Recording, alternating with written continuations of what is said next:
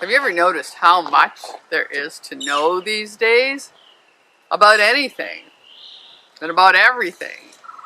There's lectures and videos on every possible subject on the YouTube.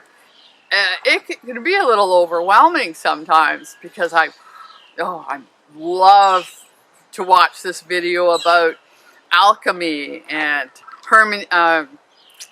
the esoteric aspects of history. And then theology. I've never really understood about the Trinity, for example. And then there's history.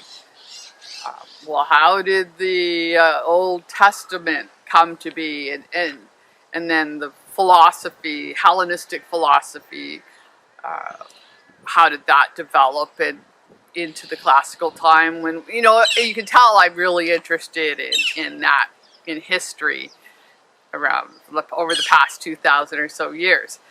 And I want to know as well how we're evolving. Things have always changed. We seem to uncover more secrets, understanding more about the nature of the universe. What physicists learned over 100 years ago about quantum fields and theories do we really even understand that yet? Is that even really taught in schools? That was 100 years ago. And where are we now? It's seems unimaginable, the frontiers of our knowledge. And it's interesting to find out that there are some frontiers that seem immovable, that are more like blockades at this point, where we don't seem to be able to penetrate when it comes to, even ideas about multiverses and alternate realities and, very, to us, unimaginable subjects. And you think, well, maybe that's it. Maybe we know, as a species, maybe we know all there is to know at this point. And then on a personal level, I wonder, well, how much can I really understand? How much can I learn? I'm learning about theology and, learning about philosophy and studying history, and there's so much, and I just stay up all night sometimes just listening, because I can't believe the wealth of information that's available to me now. And these thoughts they're swirling around in my mind, and I don't always understand how it all fits together. Sometimes I just love that feeling of so much, and just the excitement that it gives me. It's so many things to think about. And sometimes I often get across something that's just maybe too deep for me to understand, or I don't have the mental training, and I just think, well, it's wonderful that there is that to know. It's wonderful that there is a particular concept, something to know about. Even, the idea of God is fascinating. The idea of God being beyond time and space, having created time and space. And there's some ideas, Kant had some really, really interesting, beyond a critique of pure reason, and where I start to get the sense that there's, really important ways of thinking about the world and our relationship to it. And I know that if I try, it's too hard to understand something. It can be self-defeating.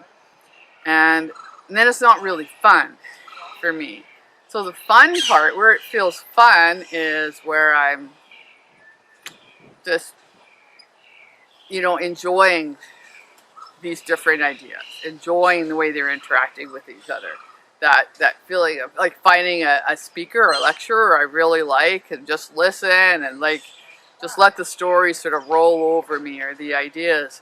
And then at some point there'll be a little connection, a little spark, and I'll go, oh, they talked about that. Like for example, Alan Watts, he said, he's talking about reality. Well, people, what's reality? And he says everybody knows what reality is. Like everybody knows. And I thought, yeah, you do know what reality is because we're in it. You know it. You can feel it.